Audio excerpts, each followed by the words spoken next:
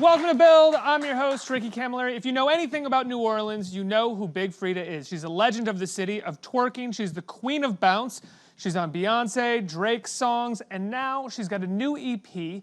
It's properly titled Third Ward Bounce, and a new single that's called Rent. Everybody, the queen of bounce, Big Freedia.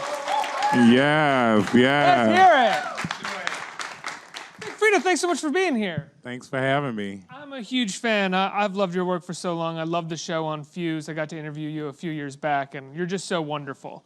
Thank you. Appreciate it. Congratulations! This is your big label debut, as they've been saying, right? Yes, Third Ward Bounce. How did that happen? How did you get on a major label this time? Well, my manager's been working. He's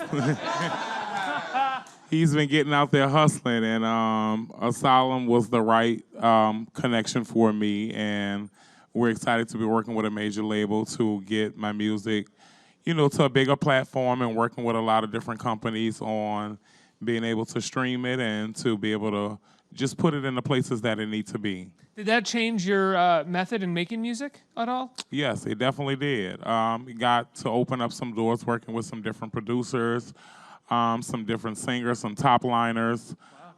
Yes. Yeah, there's a couple great singers on the album. Oh yeah, most definitely. Yeah. Lizzo is one of them. Lizzo's great. Yes. Yeah. Can we talk about? I mean, that song right there, "Rent," which I've been informed there's an Instagram contest going on right now, right? Called. It is. Yeah. What is that? It's called "Free to Pay My Rent." Hashtag "Free to Pay My Rent."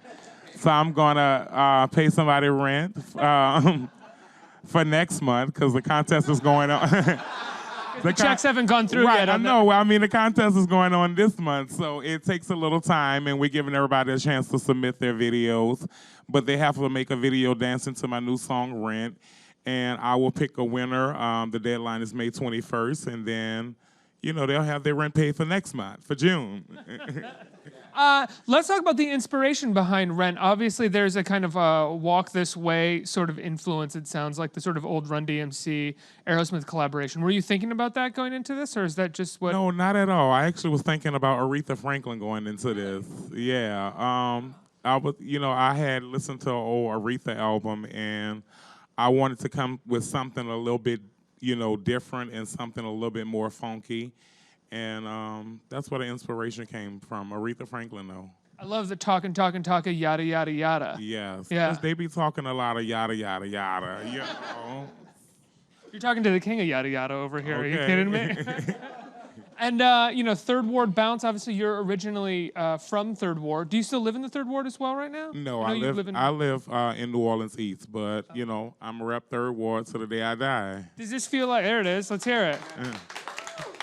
Did you title this Third Ward Bounce because it felt like a new introduction to maybe a larger audience and you wanted them to know like who you were and where you're from? Yeah, definitely.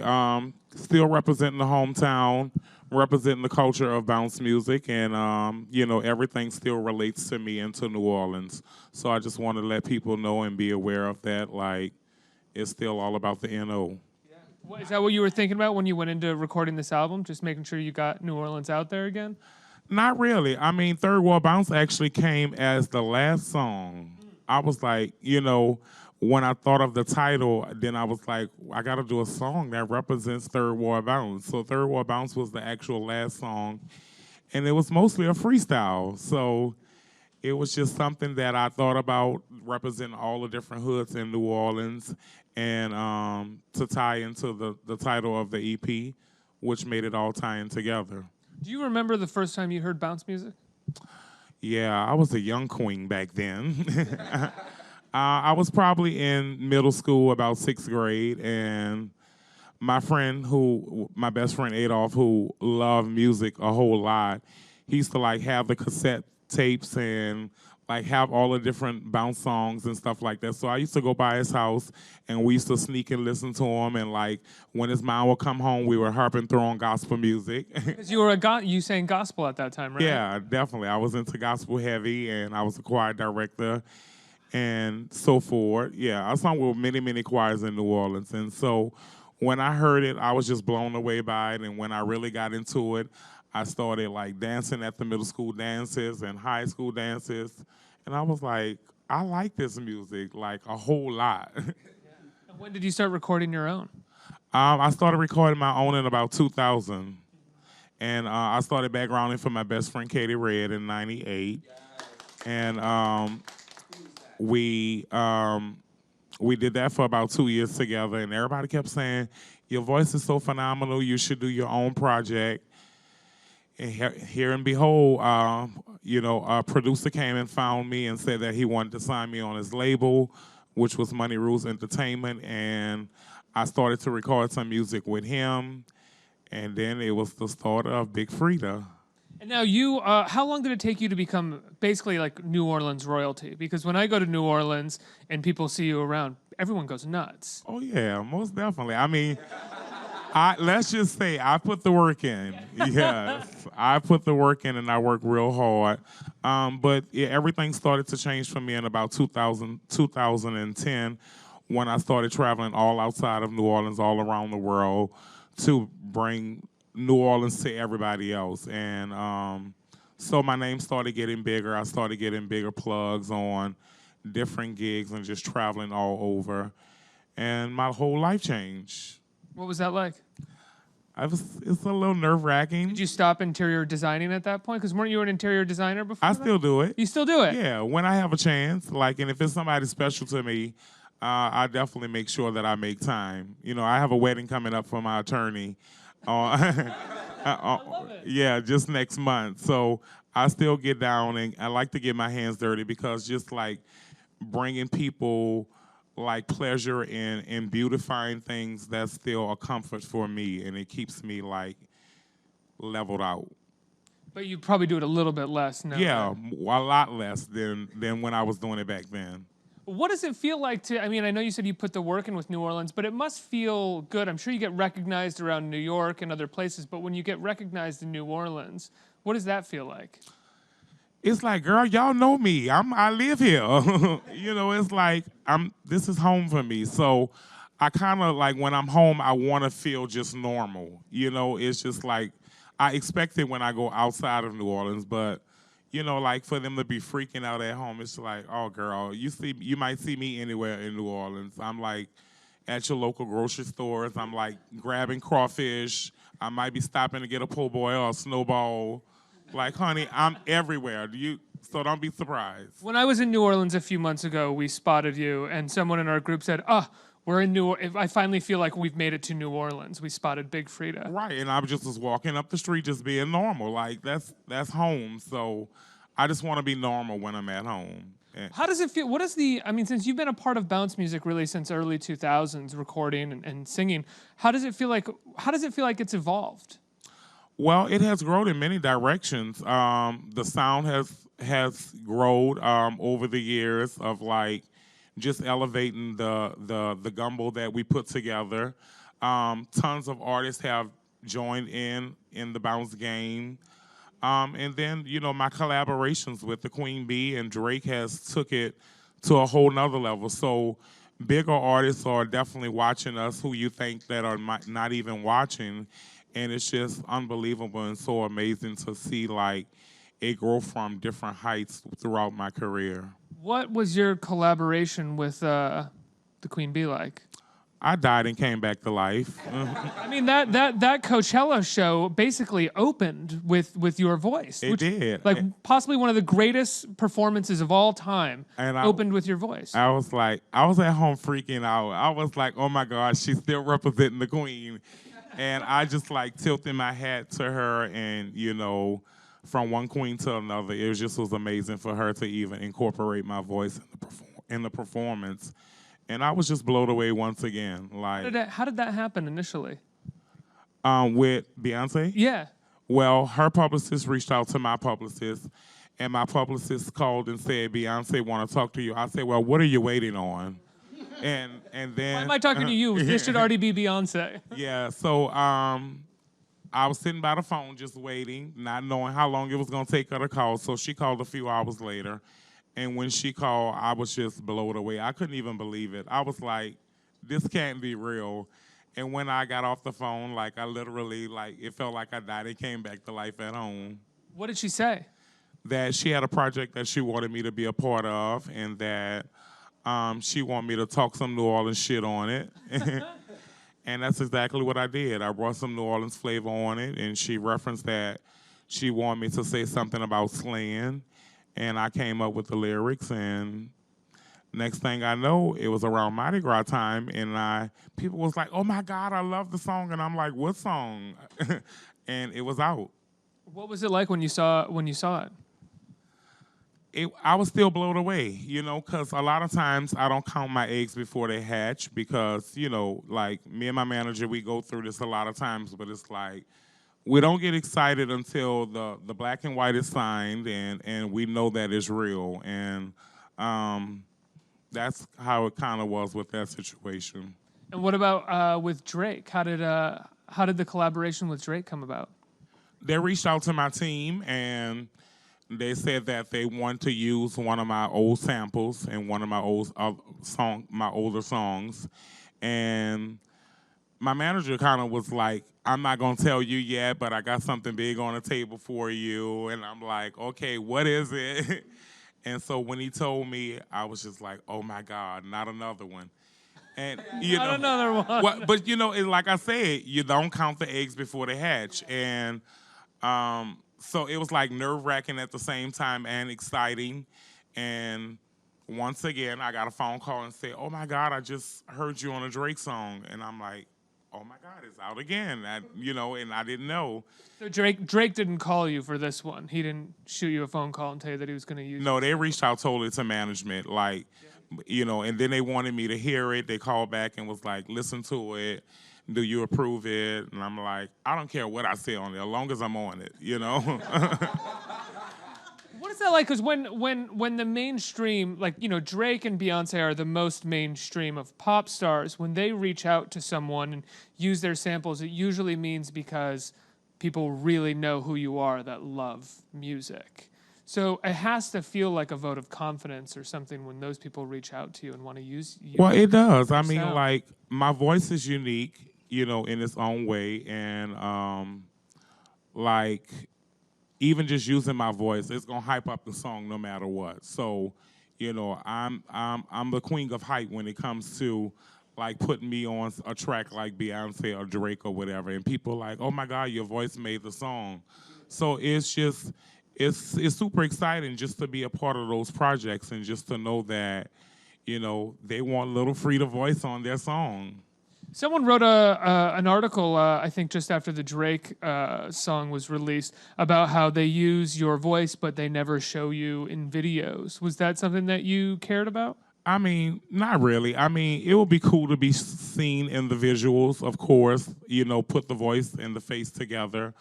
But my most important thing is, as long as the check clears. I mean, and I'll just go back to this one more time. I mean, it's pretty cool that you are the intro, basically, for that Coachella performance, which will live in history. Yes, definitely. Yeah. And I mean, even some people who don't know who I was, they're going to inquire who that voice is. You know what I'm saying? So they'll know me one way or another, even if they have to go to see my own visuals. They'll know who I am. So they're helping me build my brand and opening doors to more fans to the Freedia camp. Talk to me about the video for Rent that we saw at the top of this interview. Where did the idea come from, and how did you shoot it? Where did you shoot it? I shot it in New Orleans. We rented out a house, and we kind of destroyed the people's house, as you can see. We were throwing clothes out the window, using a turtle, and he got evicted as well, dragging a guy up the street by a party bus on a sofa. So, like, it was all fun and playful, but it was all about, like, eviction and, like, if you don't pay your rent, this is what's going to happen and so forth. It was really exciting to do the whole video, though. And now you're going to pay somebody else's rent, so they won't get evicted. Is there a cost, on there? Like, what's the highest amount that you're willing to pay for someone's rent? Well, I mean, we're gonna keep it in the range because we're not like paying nobody $5,000 rent. If some hedge fund manager wins the Instagram contest, is that going to work out for you?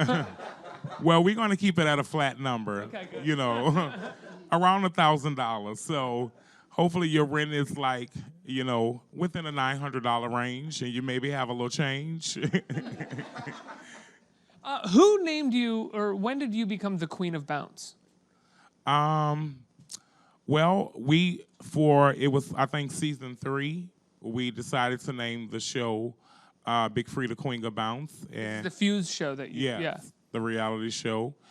And it started sticking with me ever since, once we named the TV show Queen of Bounce.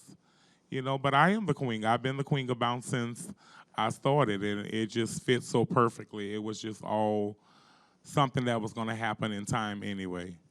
Let's get some questions from our audience. Who has a question? Right here. Hi, I'm Linda. I'm a huge fan of you. Thank you you so much for everything you do. I love your show on Fuse, and I wanted to know, will there be another season? Unfortunately, there won't be another season. And this is the first time that I'm announcing this. Oh, I'm sorry. Yeah. But I'm moving to a new direction, honey. That ain't stopping nothing. Next question. Right here. Hi. I visited New Orleans during a jazz festival, and there's a lot of live music on the street and on Freshman Street. Were there any places that you like either watching music or performing in New Orleans? Oh, God. I mean, I perform everywhere in New Orleans. I mean, it can be a big stadium, a hole in the wall, anywhere. I mean, that's home for me. So I can go into any space and make it feel like I want it to be. And, I mean, the fans are always coming out to support. So any spot in New Orleans, it feels like home for me. But in particular, I love the Republic. I think we have time for one more question. Right here. Hi, Freedia. I'm a little bit old school. I'm wondering if Third Ward Bounce is going to get a vinyl release. A vinyl release? I don't know. We may work on that. Please. I'll talk to Dana about that. Thank you. What's next for Big Freedia after Third Ward Bounce? Well, I mean, I just want to see where Third Ward Bounce is going to take me and what heights it's going to take me to. But to continue to inspire people to be themselves, continue to grow with my music and my passion and my inspiration, and just to keep living out loud and not being apologetic about who I am and what I stand for, and representing the people that, who want to speak on different platforms, and I'm that voice to speak for them. And that's what I want to do. And continue to leave my legacy of just being me and making powerful moves, because I come from little old New Orleans, a black gay guy, and I've helped to expose a lot to the world and help change the world in so many ways, and if anybody have aspirations in life and want to do something, I'm a prime example of what can happen. Absolutely. Let's give a round of applause to that. You use the word authentic, and I would describe you easily as one of the most authentic voices there is in pop culture. And I'm curious, as you said, being a gay guy from New Orleans, was it difficult for you to sort of present your authentic self when you became a performer? No, I mean, because that was my passion. That's all I knew. So I had to just give them New Orleans and bring that to the world. And every time I started going out to perform, I said, I'm going to bring New Orleans to them and show them how we get down. So I kept that in my mind the whole time while I was performing. Like, no matter where I was like, now it's about New Orleans. How did you know that, the world needed to see more of New Orleans and that you had New Orleans to bring to them? When I started getting booked everywhere and people was like...